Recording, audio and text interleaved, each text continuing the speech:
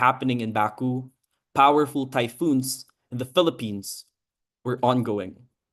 Record-breaking heat waves in South Asia happened this year, and several severe flooding, droughts, and forest fires were experienced also across the region.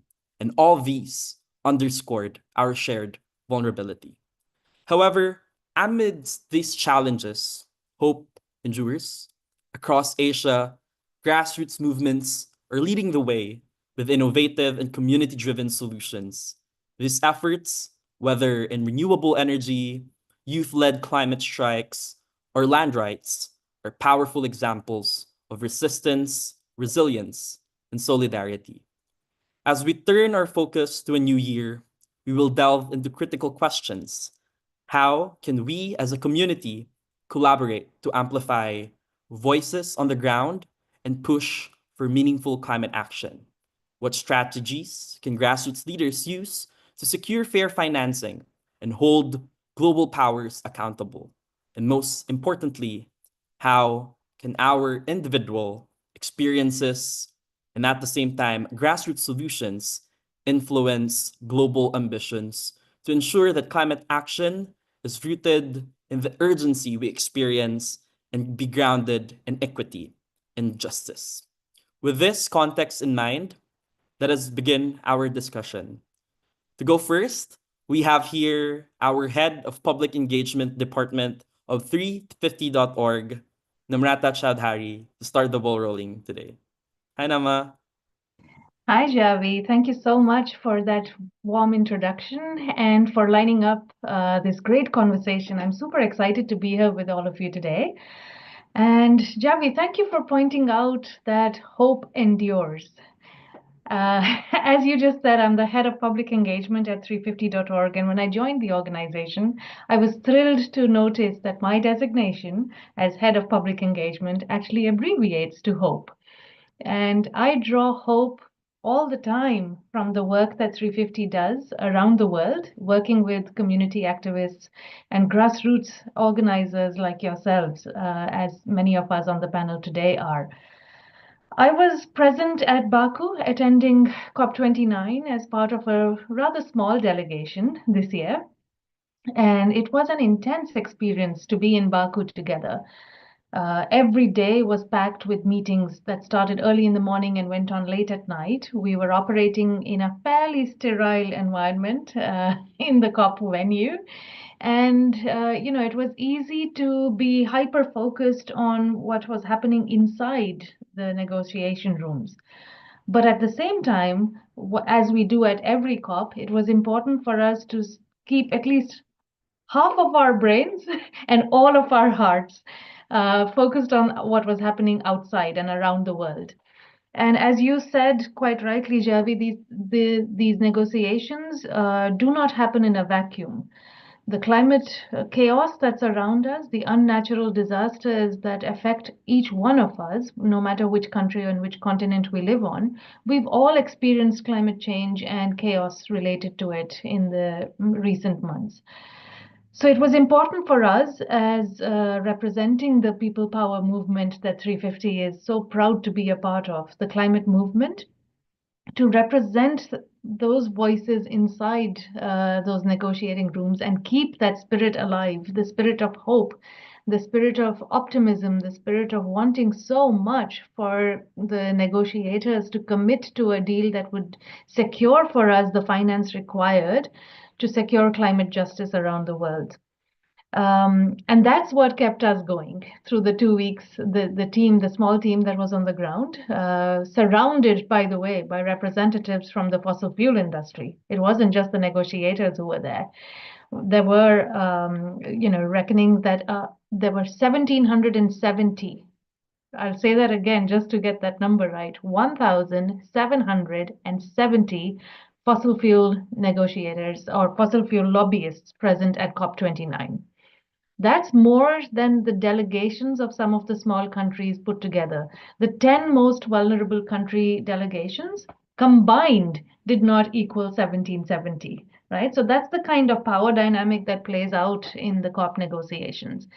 And therefore, it was even more important for folks like myself to be there to represent the voices of grassroots organizers and our global campaigns for climate justice, and to bring those voices of the millions of people in the world who climate justice and who are asking for an end to fossil fuels and asking COP29 to commit to the 1.3 trillion that's so needed for climate finance. Of course, by now everyone knows that it was a disappointing outcome. As Javi said, we fell far short of the 1.3 trillion. We came away with a whole 1 trillion missing, right? We went in asking for 1.3 trillion and had to walk away with only 300 billion per year committed. So literally the big one was taken away from us at the end of the COP negotiations. And it was very hard to stay optimistic, even for someone like me who carries hope, including in my in my job designation. It was hard not to walk away from there feeling disappointed and feeling, annoyed. And just to put that disappointment in context, when we say 2000, when we say in 2024 that we've committed 300 billion, let's think about what that actually means in terms of how what it would have meant in 2015 when the Paris Agreement was first signed. In 2015 money, 300 billion is equal to 156.4 billion. That's all. Right? So when you take into account inflation and the cost of things rising and the value of money dropping, what we've actually committed to in 2024 is what would have been equal to 156.4 billion in 2015 money. And so that just goes to show us, how very disappointing this outcome was. And yet, I refused to to walk away feeling crestfallen because we had seen real leadership, including inside the COP29 halls. We had seen the voices of strong negotiators from small island states, from countries in Asia, speaking up so powerfully to remind people of what was at stake. So, it was those voices that gave our own voices courage and power. And then looking ahead to 350's own plans for 2025, that's what really gave us power. We know that there's an important COP coming ahead. COP 30, which is being billed as the People's COP, will be in Brazil next year. And we are preparing, as I'm sure you're about to learn more, both on this webinar and hopefully as you stay engaged throughout the coming year, you'll learn more about how we're going to bring people power to the People's COP in Brazil, and how we are going to keep our vision and our sights set on securing the climate justice that is so desperately needed still. So yes, a disappointing outcome, and yes, to people power continuing to be strong and continuing to stay focused on what it is we need. But I'm passing back to you now, Javi, as I'm sure our other panelists are going to share much more realistic hope for us on what this will look like in Asia. Back to you, Javi. Thank you, Nama. Thank you for that very warm and at the same time, honest feedback and story about the outcomes of COP29 in Baku a few weeks ago. And it's truly resonating that, yes, indeed, we are here for the long run in terms of these climate negotiations, but also we have to acknowledge at the same time the great work that grassroots movements have been doing to pressure these global negotiations and global leaders to fill in and need to find solutions for the urgency of the struggles we have on the ground. For now, we will go into our different panelists from the different countries across Asia. We have first from Japan, Yohei Takata from Fridays Future Japan to share her reactive regarding the recent COP or share stories from on-ground movements in Japan. Yohei? Hi, and good evening, everyone, and thank you for coordinating this meeting. And also thank you, Nema, for your important reflection on COP29. And my name is Yohei Takata, I'm a climate justice activist based on Fukuoka. Maybe you don't know, but it's the sixth largest city in Japan. So now I'm an undergraduate student of Kyushu University and majoring in civil engineering. So I'm being a member of Friday for Future movement for about 4 years. Through my activities, especially focus on climate empowerment and education in my city, and I'm very happy that I can represent the climate justice activists from our country. So COP29 was actually the third time for me to attend COP, and I participated in actions to push your government to fulfill their responsibility for climate debt. So today I'd like to talk about my perspectives on Japan's climate finance and NDCs.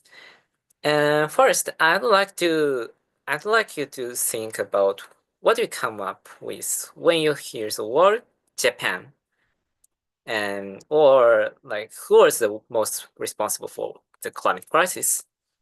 When we talk about the responsibility causing this crisis, you may think it was caused by like Western white imperialism, but we are not the exception.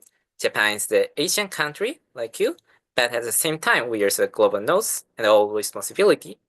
And first, I talk about in detail about climate finance in Japan. And Japan is actually the next two country that are to provide climate finance and transfer of technology. But at COP29, Japan says they have no money like other Western countries, but it's totally a lie. Yeah, because billions are used for fossil fuel finance. And Japan is the second largest public finance provider for fossil fuels, and especially in gas.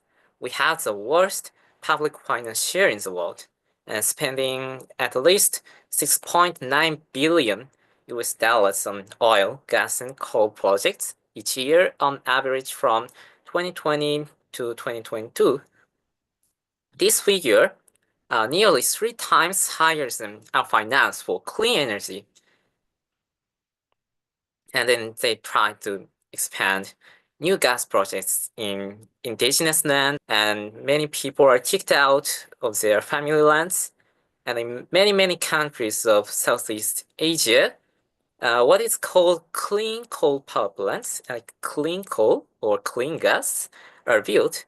It's delaying the opportunity of them to introduce affordable renewable energy.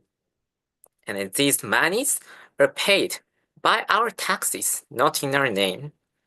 And then they say they're standing for global south so that developing countries can continue to use clean coals for further development. But there is still no such an abatement technologies to meet 1.5-degree goals. And also people will suffer from air pollution and stranded assets of these fossil fuel investments in the future.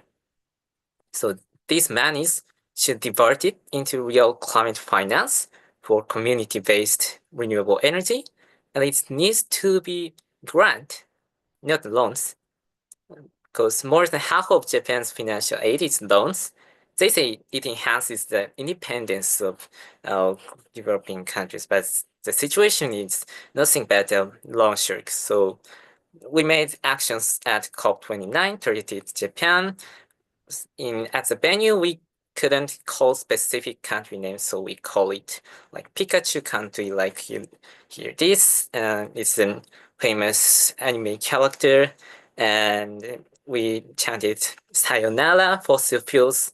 Sayonara means say farewell in Japanese. So we say, we chanted sayonara fossil fuels at the venue in a loud voice. So it's the situation about climate finance. And then secondly, I want to talk about the NDC's national determined contributions in your country. So now actually it's the critical moment to like enhance the next ambition and next NDC target. Like all countries are supposed to submit next the NDC target by February 2025, and we have a big chance to ramp up Japan's NDCs. because our national strategic energy plan will be finalized until the end of this year, actually.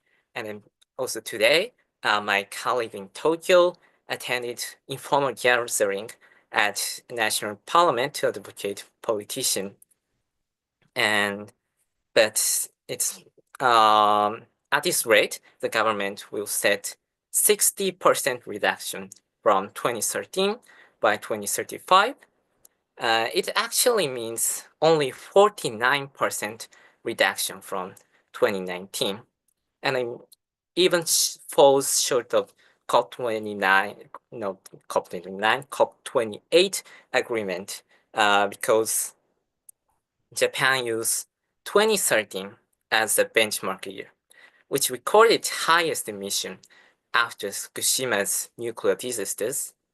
Scientists said Japan has to cut down 81% to achieve the 1.5-degree goals, but they say it's 60% is the like our forecast. So we demand the government to hold the line. We also make a petition about this problem. It's written only in Japanese, unfortunately, but if you wanna, like, you can sign your name here. I'll send the link here. So yeah, it's a very big chance for us to make the next MDC. So as a final remarks, I say, so don't forget us. We are masked villains, sugar-coated by cool anime characters, but actually have a lot of dirty money. So let's say no to Japan's fossil fuels and push together Japan's climate action from both inside and outside. So thank you for listening. Thank you, Yohei, and thank you for bringing up the important role Japan is taking in terms of the climate crisis and how we also from Asia needs to look into us also a fellow Asian country. So now before we go further more about discussion about Japan's special role, a critical role, we want to go to our Southeast Asia region. And now let us welcome Krishna Ariola from Youth for Climate Hope from the Philippines to talk more about fossil fuel phase out and renewable energy. Krishna. Hi. I think my internet is a bit spotty, so just let me know so I can repeat some things if yeah, if my internet gets spotty. First of all, thank you very much for the invitation. There is no better time to talk about uh, the outcomes of COP29 than the typhoon season in our country and, well, the rest of Southeast Asia. When COP29 happened, it happened at in the backdrop of a record-breaking number of storms that hit our country, the Philippines. What made international headlines were the four storms, the four typhoons that were simultaneously within the Philippine area of responsibility. But what didn't go around that much is we actually experienced six storms. Six typhoons had a landfall in less than a month during COP29 in the Philippines, and that made it more real for all of us. And that's why it's very important to hear these conversations. It's critical to ensure global and regional solidarity in these moments. Hearing the sentiments of Yohei from Japan was very validating and important to our work. Just to give a perspective, I think we're currently trying to launch a campaign against JBIC, Japan's public bank, because they're actually financing gas plants here in the Philippines in a very critical biodiversity hotspot called the Verde Island Passage. And it's very difficult to mount a campaign against Japan because, again, Japan has a very well curated public image, and they're not really at the top of the list when you talk about the climate criminals and the culprits behind fossil fuel development, right? I guess one thing I do want to highlight is during COP29, I wasn't able to go this year, but I was able to participate in the previous two COPs in Egypt and Dubai. But this year, we were able to launch a report at Baku, and it's a very interesting report. I'm going to be sending it here in the chat. I also work with SEED, or Center for Energy, Ecology, and Development. How do I send that? I think, yeah, I'll try to send it here. We launched a report entitled Southeast Asia at a Crossroads, Deterring Sea's Fossil Future with Renewables. And there's a very curious development finding that we were able to discover. And that is that a lot of the fossil financing actually comes from global north countries. A lot of the fossil financing in Southeast Asia comes from the global north countries. Meanwhile, RE financing comes from our own domestic banks. And that says a lot about how we as a region are actually seeing this crisis in the face and saying enough. But because of the market influence of global north financing and, of course, the fossil industry, it's very, very hard to push back against fossil fuels. And to contextualize that in our country and in the areas and communities that we work in, there's been a curious case of a revolving door of fossil fuels happening in the Philippines. Our power mix is primarily dominated by coal. It's 60% sourced from coal and around 10% from gas. But more recently, because of a coal ban, a coal moratorium in our country, that was won by movements, by grassroots movements. A lot of the big energy players in the Philippines transitioned towards gas. And of course, we were also trying to build a movement to stop it. Specifically, our organization, Youth for Climate Hope, we were our province was one of the areas where a certain company, San Miguel Corporation, switched their project from coal to gas. We were able to defeat that coal project in 2019, and then they switched it to gas in 2021, and then we were able to block it again in 2022. And then now, because they are unable to penetrate the policy development for fossil gas and LNG, these big energy players are now switching back again to coal. And it's been a while since our communities have, raised concerns about coal projects, but it was so inspiring to see that in the weeks actually leading up to COP29, we saw real climate leadership from the ground. A lot of big energy players tried to propose coal projects again in different areas in the country. So there's one in Quezon, another in Cebu, and so quickly, uh, local movements, grassroots movements, organized themselves and tried to stop the narratives of the coal industry. And in Atimonan, in Quezon, they organized themselves by the thousands. And this is a community that had already stopped coal for the past 9 years.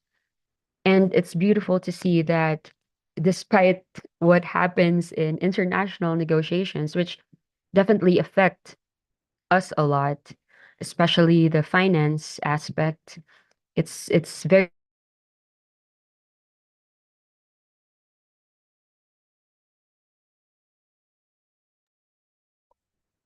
I think there's just a little bit of issues with Krishna's connection. for Energy now. transition that we want.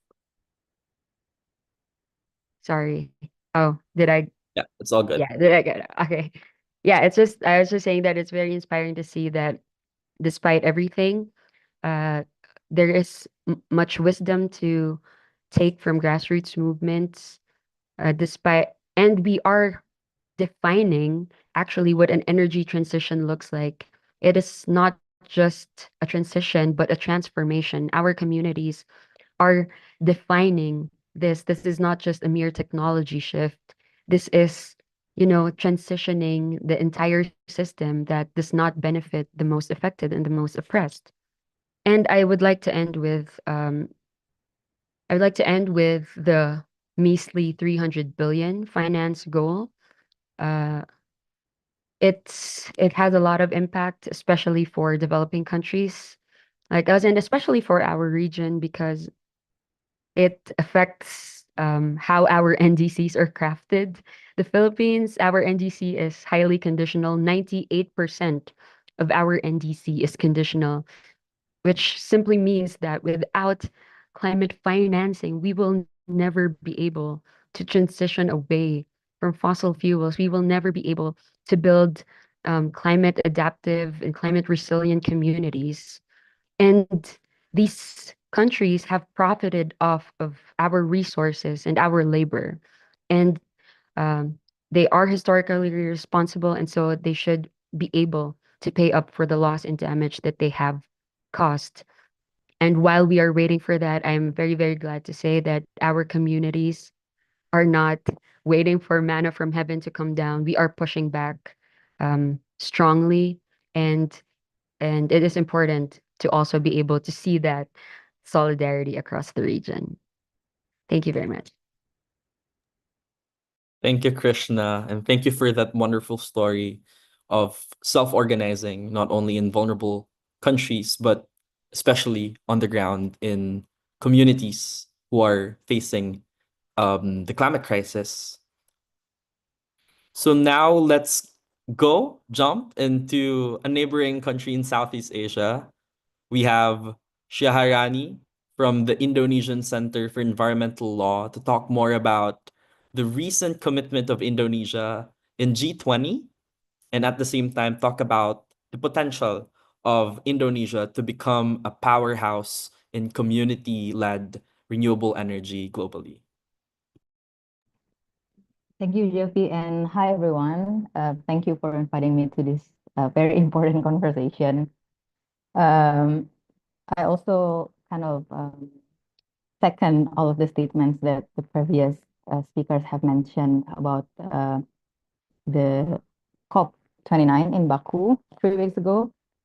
So perhaps as some of you might follow Indonesia during the G20 high-level meeting in Brazil in the second week of COP declared some important messages related to its vision on energy transition, especially um, our government stated that Indonesia will try to re retire all of its coal power plants, in 15 years and reaching net zero by 2050 or sooner with additional 75 gigawatts of renewable energy. And of course, as a country who is the biggest carbon dioxide emitter in Asian region and obviously and definitely top 10 in Asia, these statements are big political signal coming from Indonesia, especially knowing that Indonesia is a big coal exporter and a very dominant coal dependent region, in which almost 80% of our electricity is powered by coal. If I can be optimistic about that statement, well, of course, as a civil society organization and also as an individual who works on this issue, we really appreciate the way that the government pledge on this statement. So net zero by 2050 and also 75 gigawatts of renewable energy. And I think for Indonesian context, it's very important to follow up on these statements. And if I can be optimistic, the moments are there. So we have plenty of opportunities to actually follow up on that statement and demand the government to implement them. For example, the first and foremost is, of course, we want to see those pledges being reflected in our climate and energy policies. Right now, Indonesia is currently revising its nationally determined contribution as other countries also doing right now. And other than that, Indonesia is currently working on revising its national energy policy. So both of these momentums are very critical and can be harnessed as an opportunity to actually translate the pledges that have been committed in G20 into reality and to enable more participation from grassroots leaders in energy transition, especially. On top of that, I think another opportunity that can be highlighted and can be used by Indonesia civil society organization, in which ICEL and also 350 Indonesia are part of the coalition, of a bigger coalition, is Indonesia is currently planning on enacting a climate change bill. So the name is still climate change bill, but we want it to be like climate justice bill that we think will enable and push for stronger commitments from Indonesian government.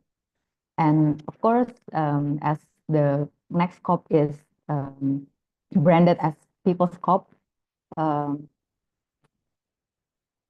tapping into these opportunities as Indonesia's progress and achievement in next COP will be very valuable. And we, of course, as a civil society, we are very keen and very much looking forward to pushing for more actions from the government leading to COP30. Why? Because, well, this is a quite challenging moment as well, since we know that especially for Indonesia, we have similar economy and perhaps social background with Brazil, who is going to be the next host of the COP. And in a more realistic way, our government is also focusing a lot on bioeconomy and bioenergy in the coming years, and that also align with what the Brazilian government has been doing for the past few years. And if civil society is not guarding these pledges and turning them into reality, a lot of challenging, a more challenging and we call false solutions policies will appear and gain political momentum in the next COP. So we would like to see if this opportunity can be maximized by civil society movement in order to actually put Indonesian government action in the right track, especially leading to the next COP.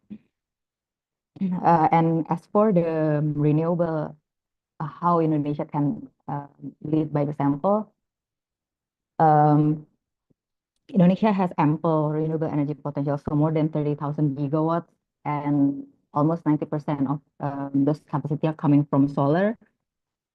We already have a lot of samples and proof of concepts in the grassroots level, how the community establish and manage their own source of energy from renewable energy, and some are also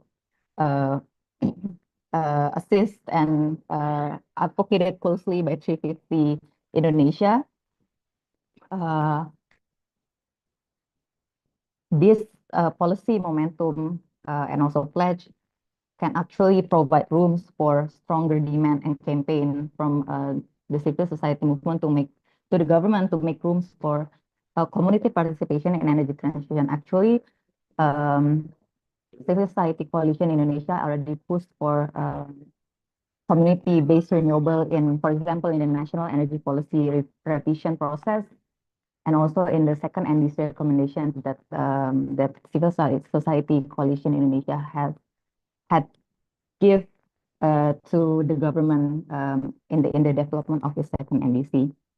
And recently, there's an opportunity, a big opportunity for policy reform to enable more rooms and participation from the community. There has recently there was a court decision that allows more parties to actually contribute in providing electricity, including local government and also community. So this is a very important interpretation that can be used to enable more community-based renewable in Indonesia, and especially for Indonesian context, community-based renewable is the solution. I would say it's the solution to Indonesia's energy transition. How is it the solution? In a nutshell, I would say that it's also coming from geographical factor, and the second one is to ensure just transition. Energy transition in Indonesia must be powered by not a mega utility scale renewable energy that often threaten communities and also nature, but rather a source of renewable energy that is independently managed and just enough for the community to use daily. So that's why the community-based renewable energy has been one of the key policy reform that many civil society organizations, including ICEL and also 350 Indonesia, is pushing to be adopted in a more formal policy. And we are hoping to see a more progressive direction in the policy reform, both in the NDC in the upcoming February and also the National Energy Policy and Climate Justice Bill in the upcoming years leading to COP30. I think that's the update from Indonesia.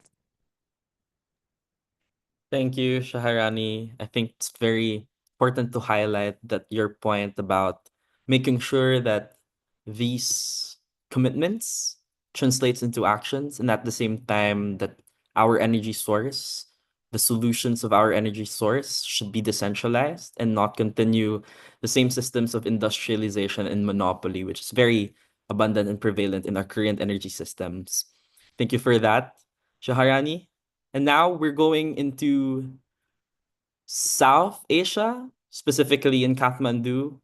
So we will hear more about the intersections of land rights movement in Nepal, and at the same time, how our land practitioners and land activists are also experiencing the effects of the climate crisis, and how are they also calling and demanding for climate justice. So we welcome Jagat Deuja from Community Reliance Center from Nepal. Thank you, JB, for this wonderful opportunity. And good evening, everyone. I'm speaking from Kathmandu, and Kathmandu is very cold. And I also got the deep cold. Maybe so. I'm a land rights activist and facilitating the land movement in Nepal. I'm closely working with landless sharecroppers, also the agricultural laborers, and for the smallholders. So I was not in Baku. But I closely update me what is going there, and then also read some reflection, and also in Nepal, some the groups of youths and working friends working on climate change. They are also organizing some post events, and I also participate there. As Namrata shared, the result was the result of Baku is not as expected, and even there was I say strong pressure from the developing countries, and so many events was organized from the movements. From that experience, I think what we discussed today, without the strong movement, a kind of a regular movement, we cannot achieve our goals. And the issue is not only to getting uh, finance from the developed country to developing countries.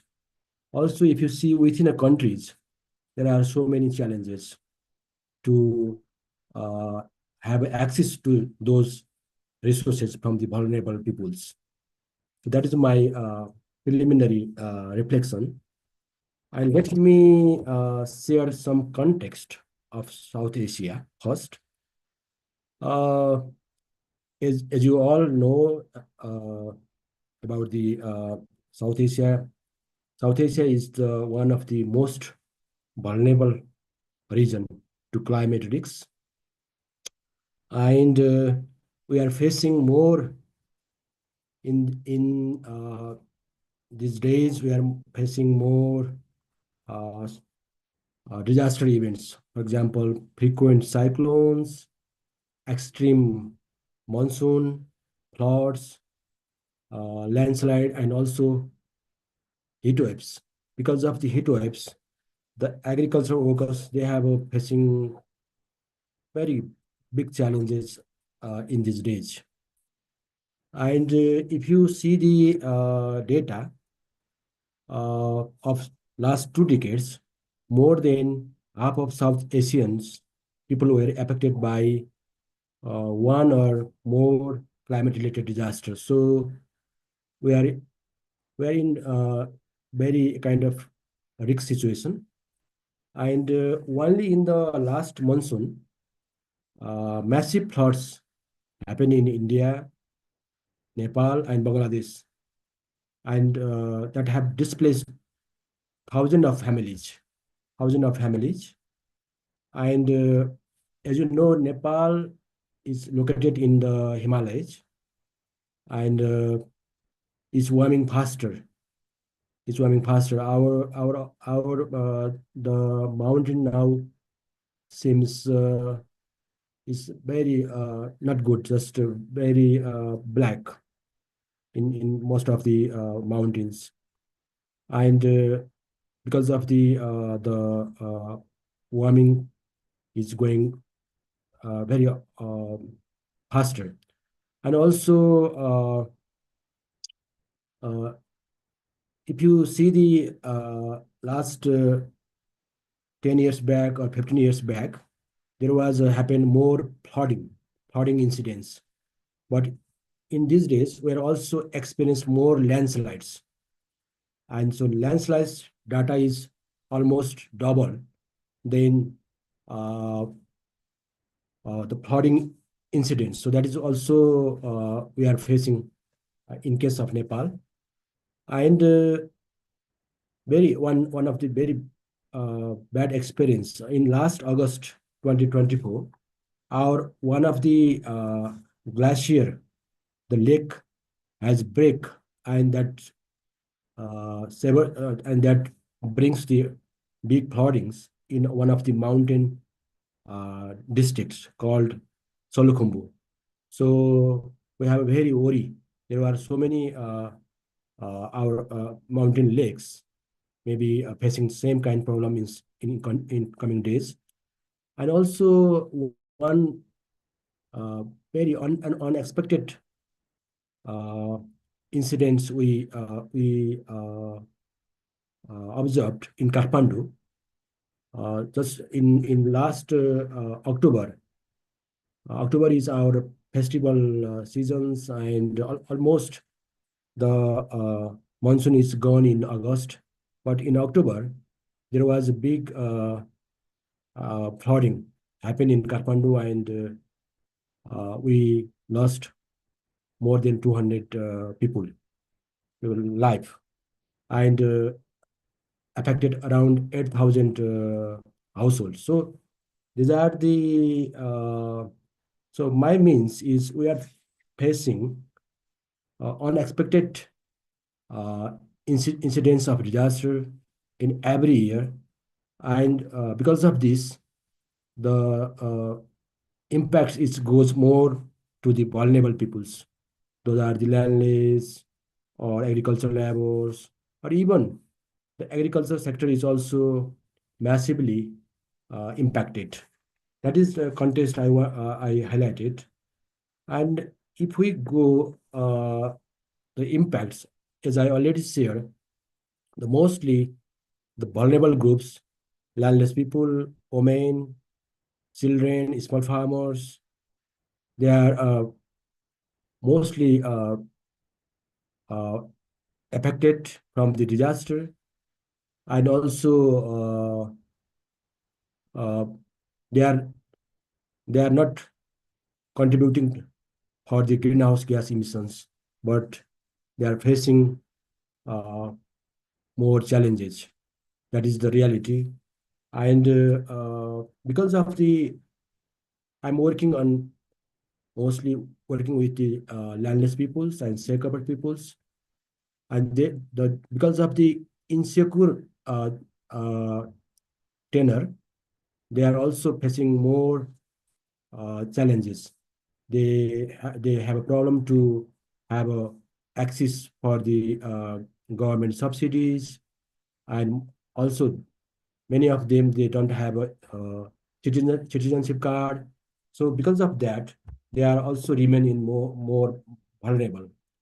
And our agriculture sector is also our largest economic sector, and two-thirds our population engaged in agriculture. But in recent years, the agriculture sector is also badly impacted, and because of the uh, climate change, the temperature is rising, and also monsoon is delayed. The rainfall is very uncertain. So we are also experiencing the drops. After the earthquake, we are also losing many water sources as well. So this has led declining the productions, and people are suffering much. These are the context, and I think uh, there is no way to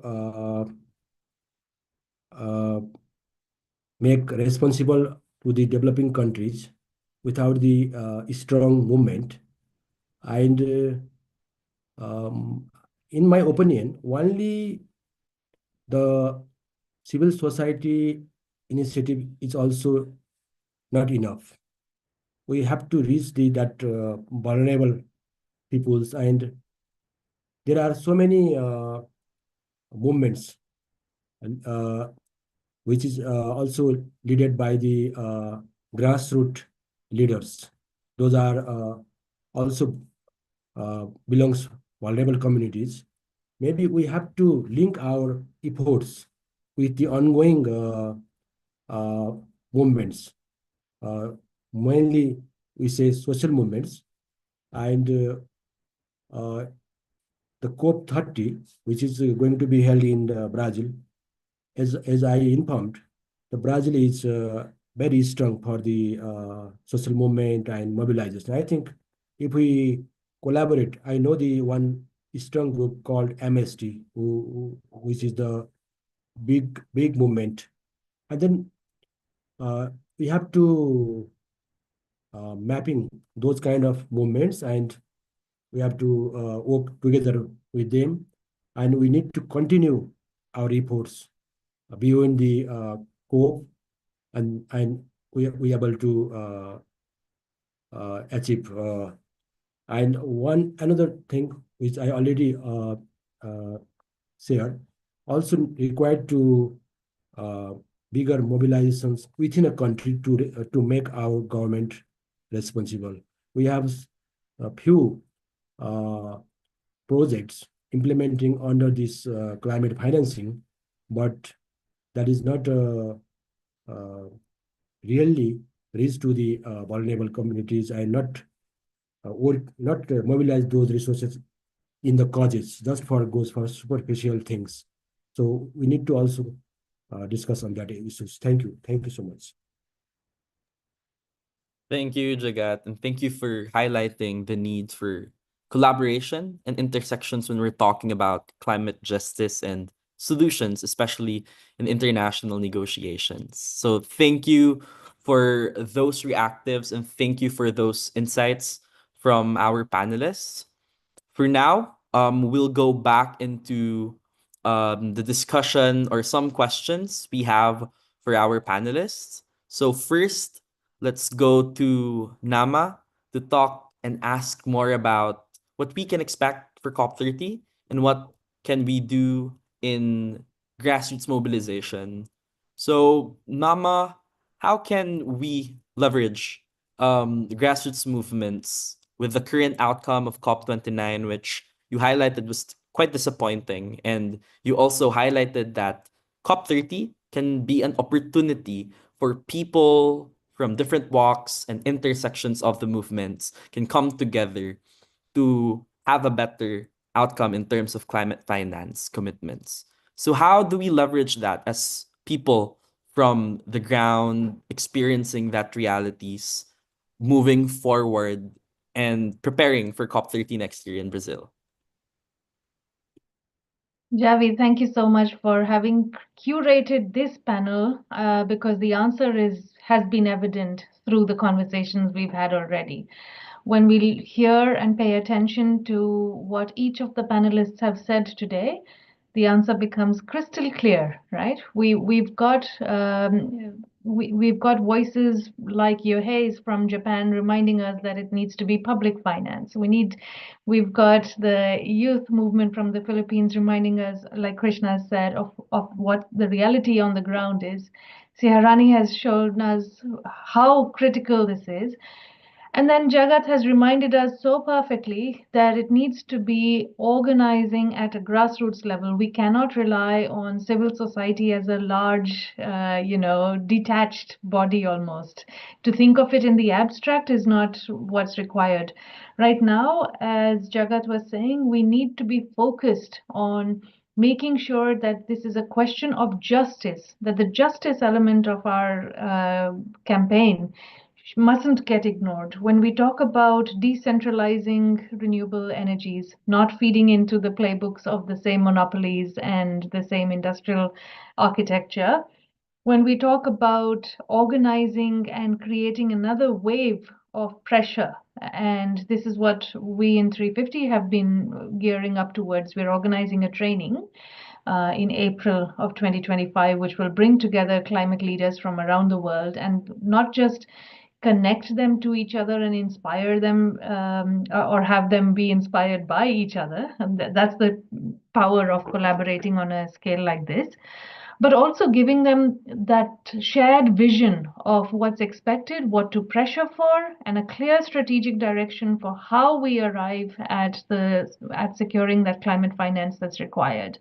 All right, so for us to mobilize at scale, for us to make sure that no one gets left behind, for us to stay connected with the people who feel these impacts most immediately, and then for us to make our voices heard in the right forums, in the right venues, at the right government and political intra-governmental spaces. There are lots of opportunities coming up in the year ahead. We have the NDCs. Each government of every country needs to commit to their nationally determined contributions. We've already had some NDCs announced, but by February 2025, all governments need to make their NDCs clear. We all have a role to play in pushing our own governments to commit to more ambitious secure NDCs, right? So those opportunities, it's for us as the climate movement to join our forces, to utilize all of the resources that we have and then some, right? And look to see how do we contribute to each other's ongoing campaigns? How do we support each other through this time? And as our last speaker, Jagat, was reminding us so beautifully, powerfully, to remember who isn't in the conversation. We have the privilege of access and of dedicating our lives and our working lives to the movement, but there are several others who simply aren't part of the conversation yet. And it is for them that we fight. It is on their behalf that we take to the streets quite often and to the stages when we can. So it's important to focus and reinforce those connections to make sure that we are actively engaging with those people who matter so much, and to make sure that our campaigns and the foundation of our campaigns stays justice. That's really important as we focus on the climate as well. It's important that justice doesn't get left out of the equation. So thank you to all of our panelists, actually, all of the speakers who've shown to me already how clear that thread and how alive it is in Asia, particularly, where these impacts are felt and the energy continues towards securing climate justice. Thank you for that, Nama. I think that was crystal clear and well organized in terms of what can we expect and what can we do to sustain the momentum and to sustain the drive for climate justice going into the next climate negotiations next year in Brazil. So I know that it's almost the end of the day for a lot of us, but maybe before we wrap up, we just want to also hear from our grassroots leaders and organizers from Asia to hear their thoughts and maybe answer also the question in terms of how can we build the momentum and solidarity across borders, knowing that we come from different culture, we come from different contexts, we come from different movements. And at the same time, how do we ensure that these differences becomes solidarity in terms of ensuring climate justice beyond negotiations hall? So maybe I can ask Jagat to go first.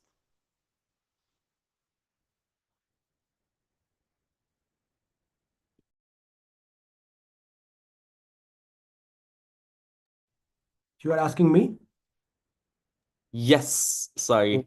So the question is, how do we ensure climate justice beyond negotiation halls or beyond climate conferences like COPs?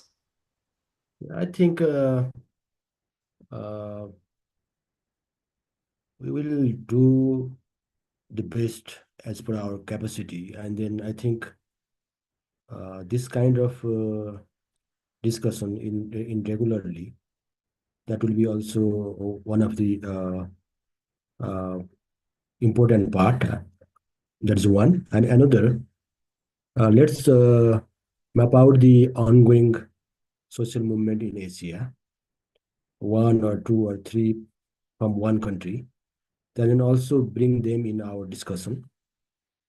And then also we can do some kind of a micro study, and not just we can collect some very burning cases from the some countries and make that bitter truth highlighted in the global discussion. That will be important, and I'm uh, uh, greatly agreed.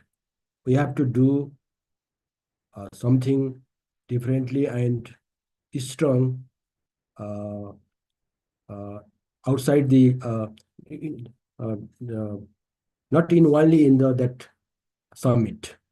We have to do something loudly outside that. Thank you so much.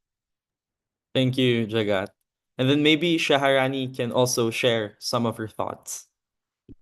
Yeah, I think personally, I think negotiations is just a really small bit of our struggle towards climate justice, since we already undergone 29 COPs and 30 next year, and climate justice is still nowhere in the table, both in negotiation and also in our reality, our daily life.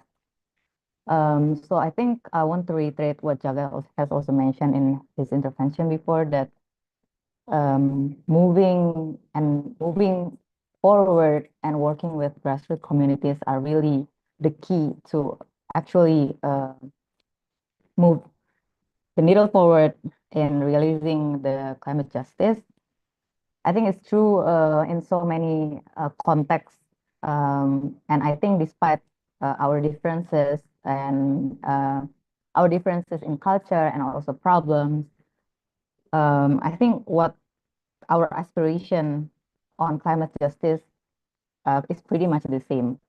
So this period and hope for climate justice can be escalated among countries, especially in the global south, to create more solidarity, create more collaborations among one another.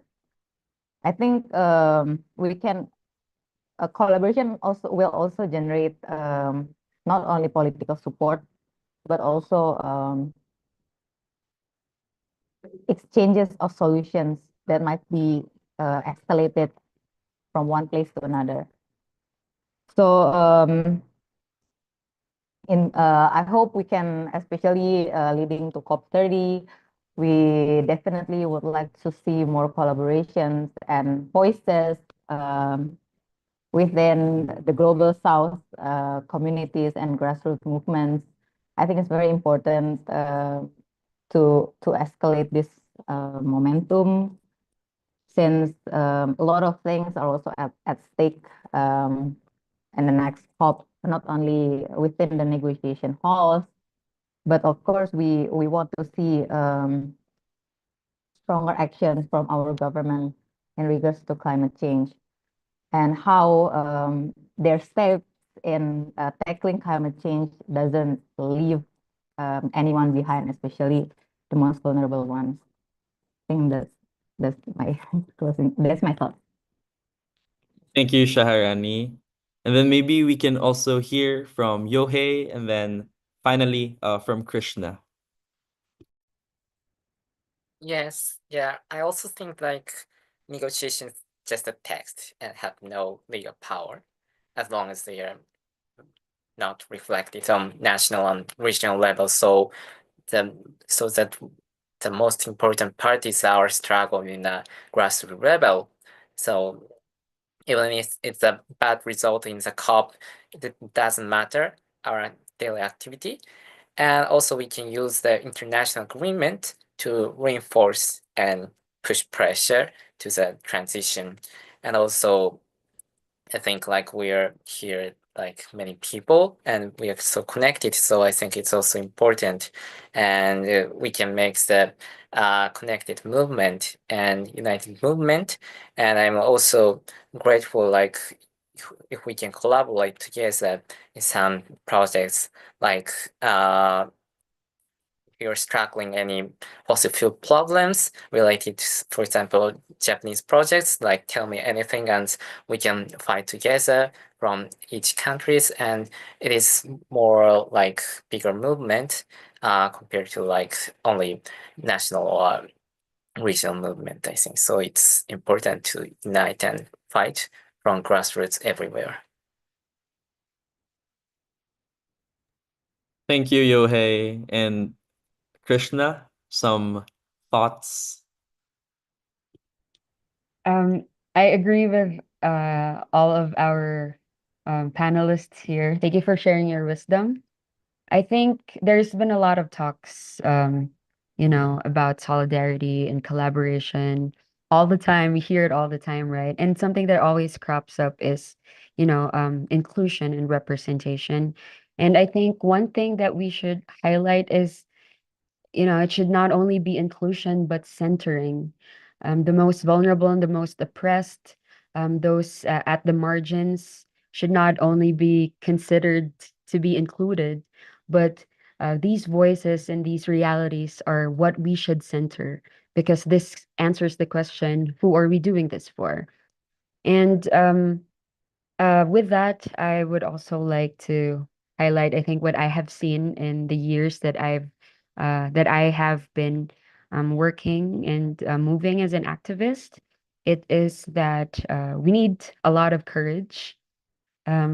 It's okay to be afraid. It's okay to rest sometimes. But yeah, if we need to bottle up that courage for another day, for a rainy day, that's fine. If we need to borrow courage from others if we don't have it, for today, that's also beautiful. But yeah, I think in moments like these, in times of crisis, we should always remember that courage multiplies. Courage is contagious. Um, Courage is what will bring us forward when we feel stuck. Courage is what will, help us think outside of the box when we feel like um, all the paths have already been taken. What else can we do? How else can we enliven this movement and, reanimate our spirit to fight for what's right and bring that courage forward? So one thing that I always tell myself when these things seem too big for any of us to confront is that much is required of me because much has been done before me to get here. I think this is what we owe each other. We owe each other courage. And as long as we have it, um, they will never kill the idea and the spirit that our ancestors in the present generation is continuing to carry forward in the fight for climate justice. Thank you, Krishna. And I know that there's still a lot of questions bugging our audiences, and at the same time, we want to further the conversations, but also it's almost the end of the day for almost everyone. And at the same time, as what Krishna highlighted, rest is very important. So we also want to first um, seek and share our gratitude and thanks to our panelists for taking time and for showing up to share their personal insights and at the same time their wisdom in the movement. And as we move forward, it is clear that Asia's grassroots leaders and grassroots movements are not waiting for international agreements to pave the way. They are building already the power from the ground up and driving solutions that are just, equitable, and at the same time sustainable for all of us. And now is the time to strengthen that solidarity across borders and share strategies, ensuring that the voices of those at the front lines are at the heart of global decision making. So, again, thank you everyone for joining us tonight. And thank you for showing your solidarity. Thank you. Thanks, Thank you, everyone. everyone. See you You. again. Thank you. Have a good Thank you, night. everyone. Good night. Have a good rest. Yes.